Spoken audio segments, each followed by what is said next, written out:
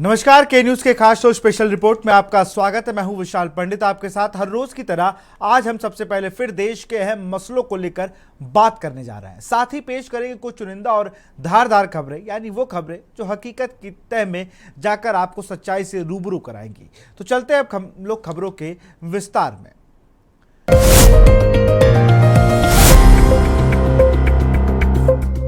कौन कहता है कि नेताओं में बलिदान का जज्बा नहीं होता? कर्नाटक के मंत्री जमीर अहमद को लीजिए। पाकिस्तान को सबक सिखाने की चर्चाओं के बीच उनकी बाहें दुश्मनों को धूल चटाने के लिए फड़क रही हैं। दरअसल कर्नाटक सरकार में मंत्री जमीर अहमद ने पीएम मोदी से मांग की है कि उन्हें फिदायनी बम दिया जाए। वह उसे लेकर पाकिस्तान जाएंगे और उस पर हमला कर देंगे। इस रिपोर्ट को देखिए।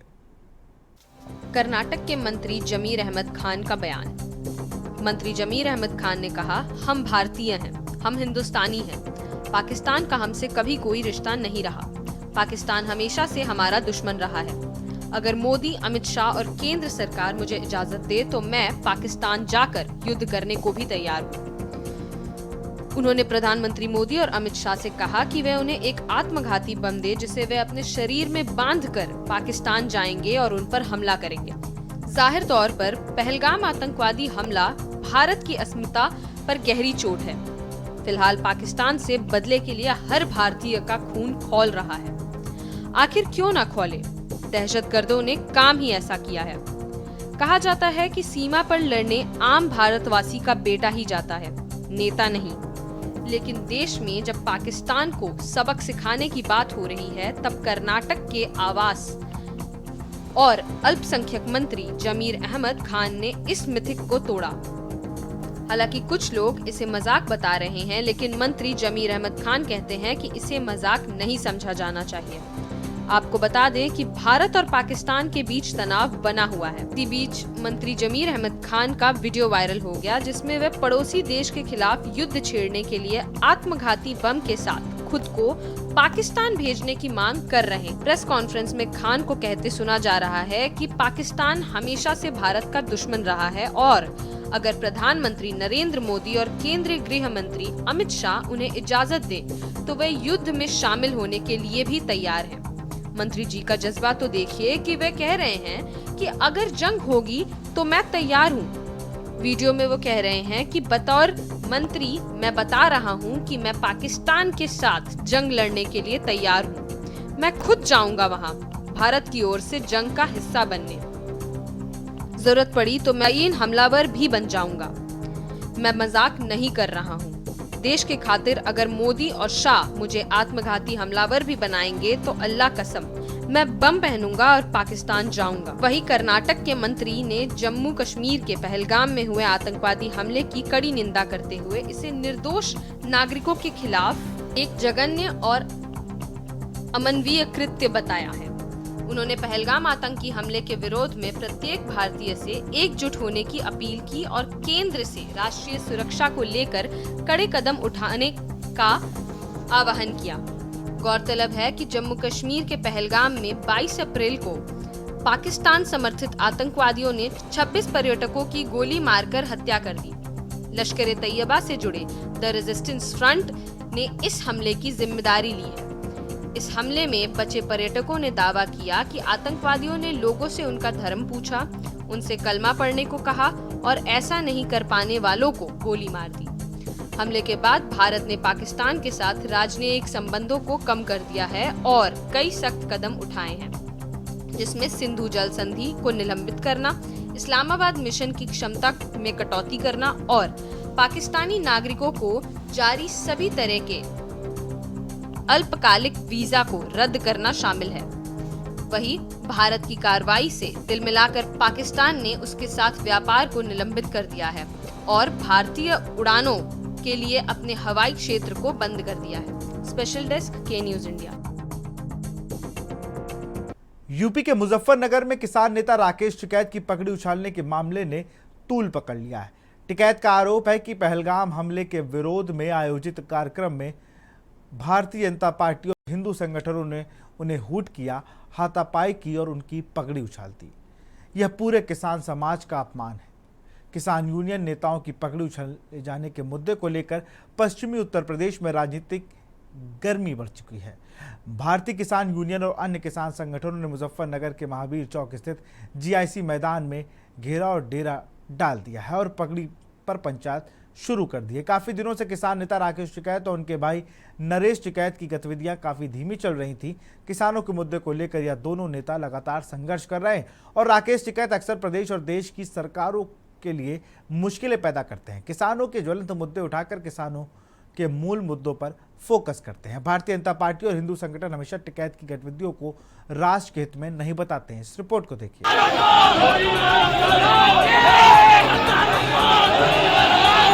उत्तर प्रदेश के मुजफ्फरनगर में किसान नेता और भारतीय किसान यूनियन के प्रवक्ता राकेश टिकैत की पगड़ी उछाले जाने का मुद्दा गर्मा गया है।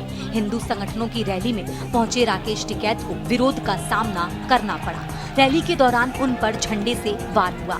इसके बाद उनका आक्रोश सामने आया है। अपने ही गढ़ मुजफ्फरनगर में राकेश टिकैत को तीव्र विरोध का सामना करना पड़ा। पहलगाम आतंकी हमले के विरोध में आयोजित जनाक्रोश रैली के दौरान कुछ लोगों ने उनके सिर पर झंडा मार दिया, जिससे उनकी पगड़ी भी गिर गई। इस घटना से टिकैत काफी नाराज हो गए। उन्होंने विरोधियों को करारा जवाब देने की बात कही।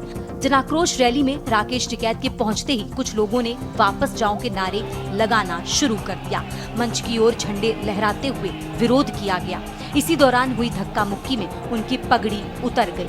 घटना से आक्रोशित राकेश टिकैत ने मंच से जवाब देते हुए कहा कि ये कुछ नए हिंदू बने हैं। नागपुरिया मानसिकता के लोग हैं जो देश को बांटने का काम कर रहे हैं। वहीं नरेश टिकैत ने किसानों और जाटों की इमरजेंसी पंचायत बुलाई।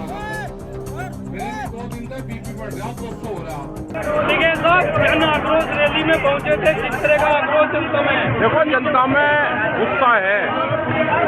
इस तरह से जनता यहाँ पर आ रही, खास करके जो दुकानदार हैं, वे आए हैं, अपनी दुकान बंद करके आए हैं, तो गुस्सा है। ये पूरे देश में गुस्सा है और सरकार कोई न कोई टाइट फैसला ले ले।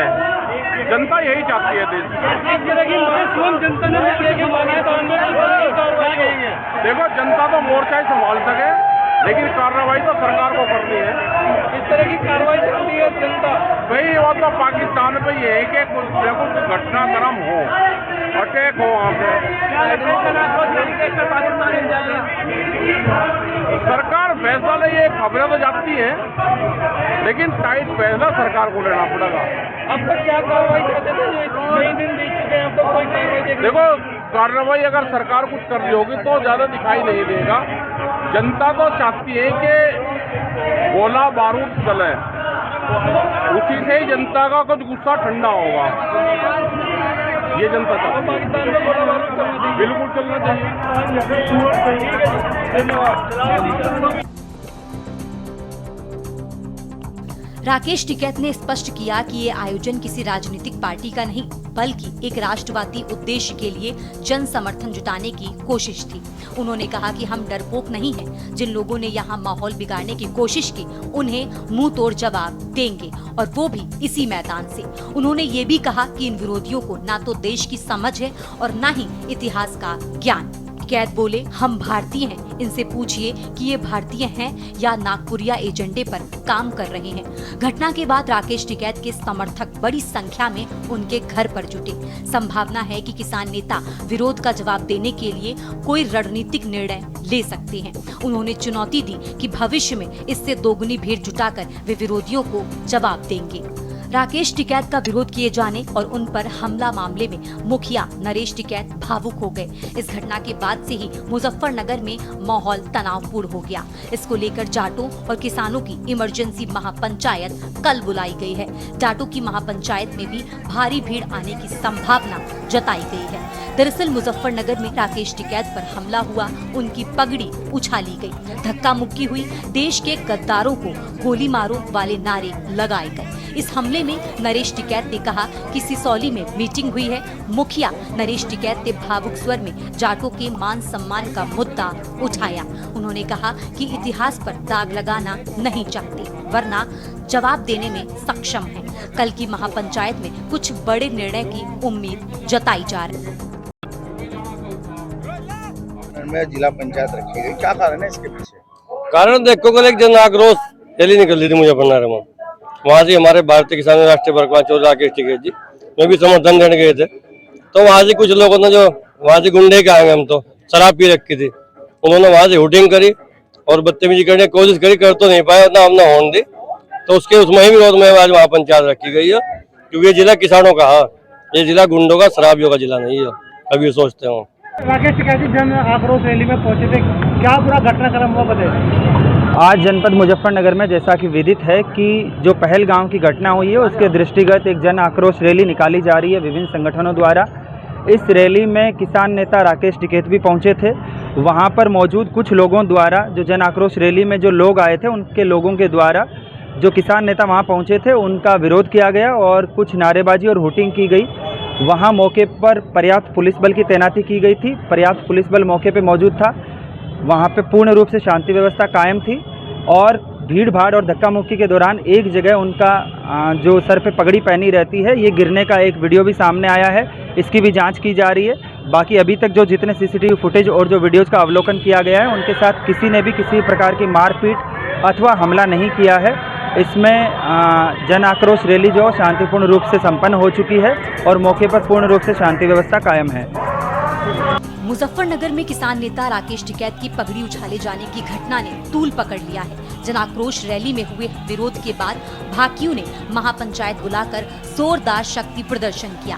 राकेश टिकैत ने मंच से दो टूक कहा, हम डरने वाले नहीं हैं, जवाब यहीं से देंगे। मुखिया नरेश टिकैत ने इसे जाटों के सम्मान से जुड़ा मामला बताया और चेताया कि अब फैसला किसान खुद करेंगे। अब सबकी निगाहें अगली महापंचायत पर है, जहां बड़े ऐलान की उम्मीद है। स्पेशल डेस्क के न्यूज इंडिया।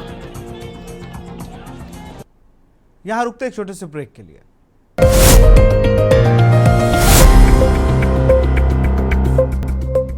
ब्रेक के बाद आपका स्वागत है।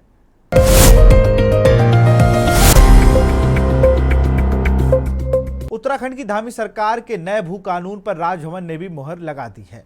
अब उत्तराखंड उत्तर प्रदेश जमींदारी विनाश और भूमि व्यवस्था अधिनियम 1950 संशोधन अधिनियम 2025 को विधिवत लागू कर दिया गया है। इस कानून के लागू होते ही प्रदेश के 11 पर्वतीय जिलों में कृषि उद्यान के नाम पर बाहरी लोगों को जमीन नहीं खरीद पाएंगे।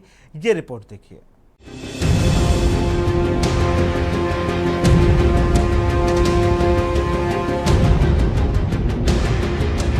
आपको बता दें कि इस विधेयक के तहत सरकार ने राज्य में निवेश के लिए भूमि लेने के मानक तय किए हैं। हॉस्पिटल, स्कूल, कॉलेज, उद्योग, होटल आदि के लिए अब सख्त प्रावधानों के साथ ही जमीन उपलब्ध होगी।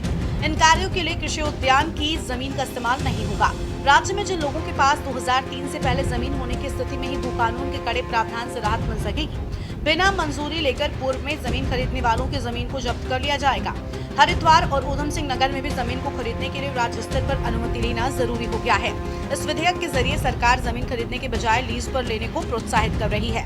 कृषि, बागवानी, जड़ी बूटी उत्पादन, बेमौसमी सब्जियों, औषधीय पादपों, मसालों के उत्पादन, पौधारोपण, पशुपालन, दुग्ध उत्पादन, मुर्गी पालन, पशुधन प्रजनन, मधुमक्खी पालन, मत्स्य पालन, कृषि फल प्रसंस्करण, चाय बागान, वैकल्पिक ऊर्जा परियोजना को जमीन लीज पर 30 साल के लिए दी जा सकेगी।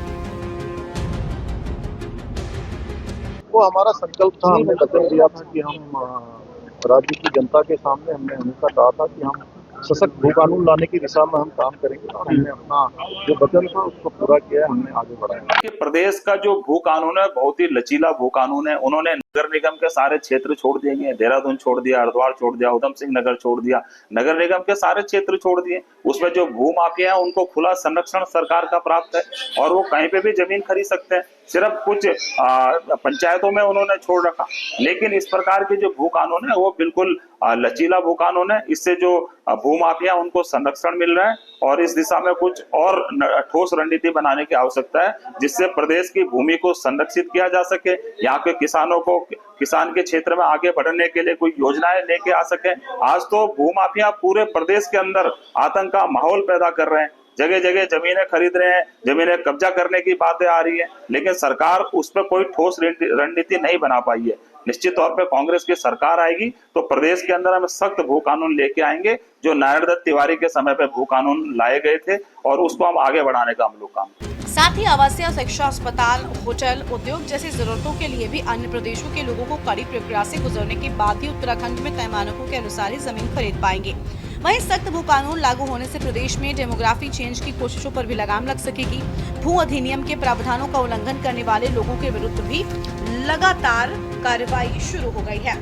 विपक्षी पार्टियों का कहना है कि धामी सरकार का ये लचीला भू कानून है, जिसमें देहरादून का नगर निगम छोड़ दिया, हरिद्वार छोड़ दिया और ऊधम सिंह नगर छोड़ दिया गया। वहीं बीजेपी का कहना है कि लंबे समय से उत्तराखंड वासियों की मांग रही है कि प्रदेश में सख्त भू कानून लागू किया जाए, जिसको लेकर मुख्यमंत्री धामी ने धरातल पर उतारा और राज्यपाल ने उस पर मंजूरी दे दी है। जो राज्य में सख्त भू कानून की बात है वो तो है ही नहीं। ये जो बीजेपी सरकार का वर्तमान सरकार धामी सरकार ने जो एक ये ऐसा प्रोपगंडा, एक लॉलीपॉप इस प्रकार के जनता के बीच गुफा फेंका है कि इसको तो हम सख्त भू कानून मानते ही नहीं है। ये सख्त भू कानून अगर पास हो भी जाएगा तो इसको विरोध में जनता फिर सड़कों पे आएगी। और उत्तराखंड क्रांति दल का तो जो मानना है, जो उन्होंने शुरू से राज्य बनने से पहले से उनके सख्त भू कानून के प्रति जो अवधारणा रही है उस पर कायम है और उस पर कायम रहेगी और उसको लागू करने के लिए अपना सतत प्रयास हमारा जारी रहेगा। देखिए, काफी लंबे समय से उत्तराखंड वालों की ये मांग रही है कि सख्त भू कानून उत्तराखंड में लागू किया जाए। इसको हमारे यशस्वी मुख्यमंत्री श्री पुष्कर सिंह धामी जी ने धरातल पर उतारा और राज्यपाल ने इस पर मंजूरी जो दी है, उससे पूरे राज्य में एक खुशी और हर्ष का माहौल है। और सबसे ज्यादा हर्ष का विषय ये है कि हमारे यशस्वी मुख्यमंत्री श्री पुष्कर सिंह धामी जी ने उत्तराखंड के इस दर्द को, इस चीजों को, इस मांग को समझा और सख्त भू कानून यहाँ पर लागू किया।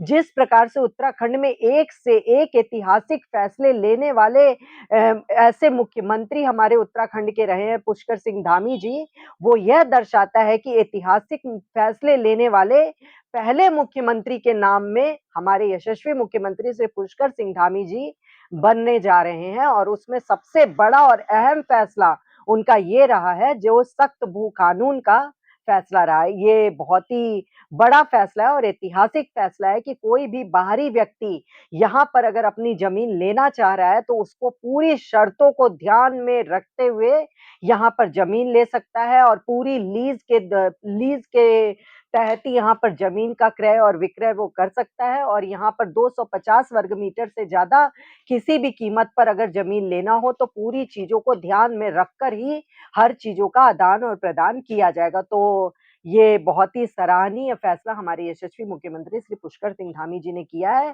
लंबे समय से उत्तराखंड की मांगों को धरातल पर उतारने के लिए हम सभी उत्तराखंड वासी हमारे मुख्यमंत्री श्री पुष्कर सिंह धामी जी का हार्दिक अभिनंदन और स्वागत करते हैं। बहरहाल जिस भू कानून की मांग देवभूमि की जनता लंबे समय से कर रही थी, उसी पर धामी सरकार का ये सख्त भू कानून कितना खरा उतरेगा, ये तो आने वाला वक्त बताएगा। Uttarakhand desk report. तो स्पेशल रिपोर्ट में फिलहाल इतना ही। देखते रहिए के न्यूज इंडिया। नमस्कार।